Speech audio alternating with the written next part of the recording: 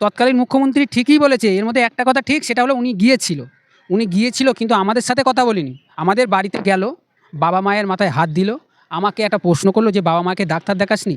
তা তখন সবাই তো অসুস্থ, আমরা কীভাবে ডাক্তারখানায় যাব? আপনি তো ক্ষমতায় ছিলেন, কেন আপনি ডাক্তার পাঠাননি আমার বাড়িতে? আমার দিদির যখন পোস্টমর্টম করার সময় ভিডিও করানো হয়েছিল, কিন্তু সেই ভিডিওটা না লোয়ার কোর্টে দিয়েছে না হাইকোর্টে দিয়েছে। এগুলো সমস্ত সব মাননীয় মুখ্যমন্ত্রী শুভেন্দু অধিকারী মহাশয়ের হাতে অনেক আছে। ধরুন আমার দিদির যে বডির ছবিটা, সেটা কেন হাইকোর্টে লোয়ার কোর্টে দেয়নি? আমি যখন নিজে চোখে আমার দিদির বডিটা দেখি, বডিটা নাভি পর্যন্ত চেরা, বুকের অংশ ছিঁড়ে খাওয়া, মুখি টুকি আঁচড়ের দাগ, এগুলো কিন্তু স্পষ্ট ফটোতে আছে, সিআইডিই তুলেছিল, সিআইডির ছবিতেই আছে, কিন্তু সেগুলো পোস্টমর্টম রিপোর্টে নেই কেন? কারণ জানো, কারণ তখন স্বাস্থ্যমন্ত্রী কে ছিল? এই মমতা বন্দ্যোপাধ্যায়, বিমল ঘোষ, যার প্রধান সাক্ষী, মূল সাক্ষী। আমার কাকাকে পুলিশ বুকের খাঁচায় মেরে মেরে আঘাত করে, তার পরের দিনকে আমার কাকার ডেট হয়ে যায়। পোস্টমর্টমে কাকা লেখা আছে কি, যে আঘাতের এতে বুকের হাড়ে চোটের এতে মারা গিয়েছে। তা কাকা এই যে মারা গেল, কাকা তো সাক্ষী তো সিআইডি করে রেখে দিয়েছিল, সাক্ষী এবং লেখা তো করে রেখে দিয়েছিল, লেখা কাগজ, সেইগুলো কেন সিআইডি সেটা লোয়ার কোর্টে দেয়নি? নিউজ 16 ভারত, রাজনীতির অন্তরালে সত্যের সন্ধানে। জনতার দরবারে যারা যায় তারা খুব অসহায়, তারা আক্রান্ত, তারা যায়। যেমন বিগত 15 বছরে তৃণমূল পার্টি যা অত্যাচার করেছে সাধারণ মানুষের ওপরে, অনেক ক্ষেত্রে আমি দেখেছি। আমি তো ওখানে গিয়েছিলাম, আমি দেখলাম, বললো তৃণমূল নেতারা নাকি মার্ডারও করে দিয়েছে, সেই সব চাপা পড়েছিল সেই সব কেসগুলো রিওপেন করার সব আশা দিয়েছে মাননীয় মুখ্যমন্ত্রী। আমাদের বক্তব্য, আমরা গিয়েছিলাম মাননীয় মুখ্যমন্ত্রী শুভেন্দু অধিকারী মহাশয়ের কাছে, যে রায়টা আমাদের লোয়ার কোর্টে ছিল, হাইকোর্টে এসে কি করে চেঞ্জ হলো? আসলে আমাদের তদন্তটাই ভুল ছিল, তার কারণেতে এই রায়টা হাইকোর্ট দিয়েছে। হাইকোর্টে জয়মাল্য বাগচি লিখে দিয়েছে যে রাজ্য সরকারের গাফিলতিতে আমি এই রায় দিতে বাধ্য হচ্ছি। ঠিক আছে, এবার গাফিলতিটা যদি বলেন, আমি মাননীয় মুখ্যমন্ত্রীর হাতে 11খানা পয়েন্ট দিচ্ছি। সেই 11খানা পয়েন্টের মধ্যে যেমন আছে 54 জনের সাক্ষী ছিল, সিআইডি 54 জনের সাক্ষী নেইনি, 22 জনের সাক্ষী নিয়েছে, বাদ বাকি সাক্ষী নেইনি। আমাদের বাড়ির জ্যাঠা কাকাদের সাক্ষী লিস্টে নাম ছিল, সে জ্যাঠা কাকাদের সাক্ষীও নেইনি। তার মানে ওখানে একটা প্রমাণ লোপাট করেছে। আমার কাকা বিমল ঘোষ, উনি কিন্তু মেন সাক্ষী, কারণ যখন আমার দিদি কামদুনি মোড়ে নেমে কাকার কাছ থেকে জল খেয়েছে, এবং আমি কাকার কাছে গিয়ে জিজ্ঞেস করেছিলাম দিদি কি বাস থেকে নেমেছে? কাকা বলেছে হ্যাঁ নেমে বাড়ির দিকেই রওনা দিয়েছে। আমি এই যে কাকা এই একটা জানে, কাকার নিজি চোখে দেখেছে, আর আমি হলাম দেখিনি, কাকা মেন সাক্ষী। এবার আমাদের সাক্ষীর মধ্যে আমি এবং আমার কাকা হলাম মূল সাক্ষী। এবারে আমাদেরকে সিআইডি অফিসে নিয়ে গিয়ে বলেছে তোমরা যেটা জানো সেটা বলো, সেটা ভিডিও হচ্ছে এবং আমরা সেটা লিখছি, তোমরা সই করবে। আমরা বললাম কেন?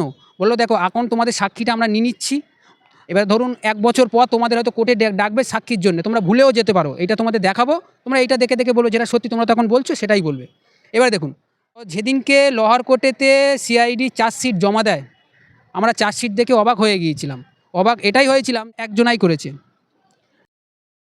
করেছে, আর কেউ করিনি, সইফুল আলী করিনি। তখন আমরা মাথা আমাদের গরম হয়ে যায়, আমরা কলকাতা রাস্তায় মিছিল শুরু করি, ধরুন ব্যান্সাল কোর্ট আর রাইটার্স, আর মাঝখানে আছে জিপিও। ওই জিপিওর সামনেতে আমাদেরকে বেধারক মারে, মারার প্রশংসা এইসব আছে, অনেক আছে, এইসব আপনাদের চ্যানেলে আগেও বলেছি।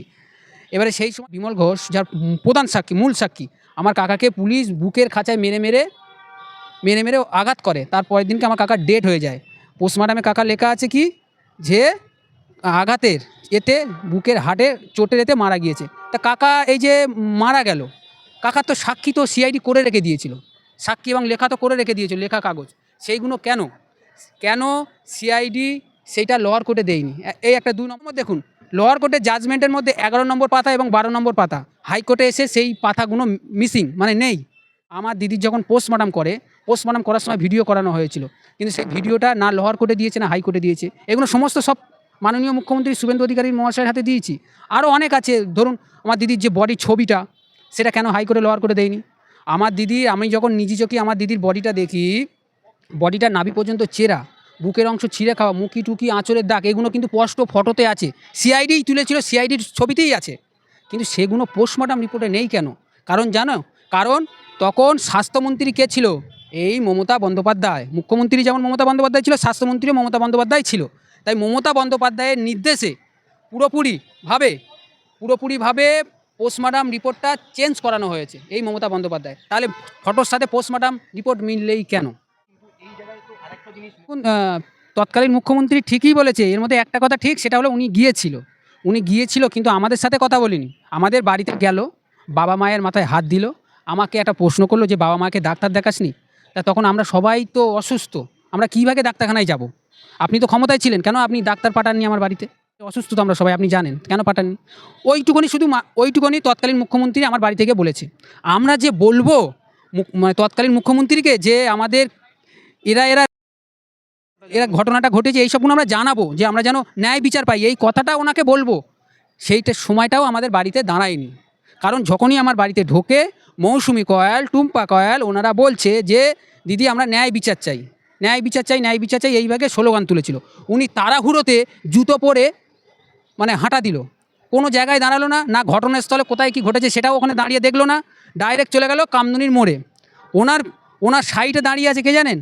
তৃণমূল প্রধান দাঁড়িয়ে আছে। সে প্রধানের ভাইপো আবার আমাদের ঘটনাটা ঘটেছে। মতিয়া সাপুই হলো আমাদের ওখানকার প্রধান ছিল, আর প্রধানের ভাইপো আনসার আলী।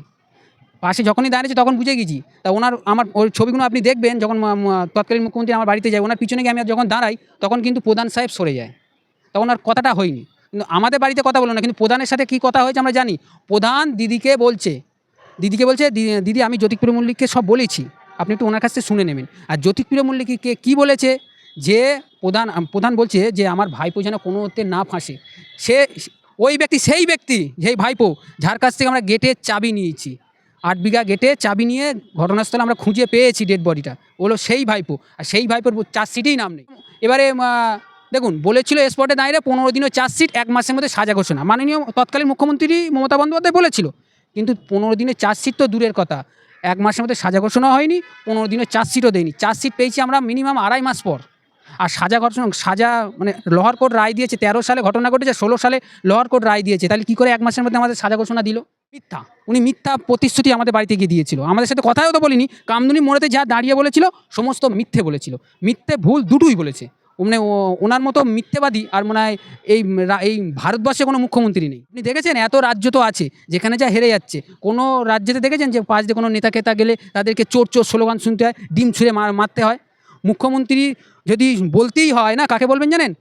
জ্যোতি বসু, বুদ্ধবাবু, এখন হলো মুখ্যমন্ত্রী আমাদের শুভেন্দু দা, এনাদের হলো মুখ্যমন্ত্রীর চেয়ারে মানায়। ওনার মুখ্যমন্ত্রীর চেয়ারে মানায় না, উনি মুখ্যমন্ত্রীর চেয়ারে বসেছিল, রাজ্যের মানুষ বিশ্বাস করে ওনাকে বসিয়েছিল, কিন্তু উনি বসেই কীভাবে লুটে ফুটে খেতে হয় ওটা উনি ভালো রকম। যে কেসটা আপনাদের কি মনে হচ্ছে যে শুভেন্দু দাস, মাননীয় মুখ্যমন্ত্রী শুভেন্দু অধিকারী মহাশয়ের কাছে আমরা গিয়ে আমরা বললাম, শুভেন্দুদা একটা কথাই বললো, তোদের আন্দোলন মানে আমারও আন্দোলন। যখন শুভেন্দুদা ভেতরে এই কথাই হচ্ছে, যখন আমি মানে শুভেন্দুদা বিরোধী নেতা ছিল, আমাদের বাড়িতে কিন্তু গিয়েছিল, আমাদের গ্রামে গিয়েছিল বলে শুভেন্দুদার ওপরে আদলা মানে ইট শুভেন্দুদাকে লাগেনি, মানে শুভেন্দুর পাশে আশেপাশে যারা ছিল তাদেরকে আদলা ইট ছুঁড়ে মেরেছিল এই তৃণমূল হারমাত মাইনি তৃণমূল গুন্ডাগুলো। দাদা বলছে তোদের লড়াই মানে আমারও লড়াই, এককালীন আমিও তোদের এই আন্দোলনে সামিল হয়েছিলাম, আর সত্যি আমাদের সাথে সামিল হয়েছিল।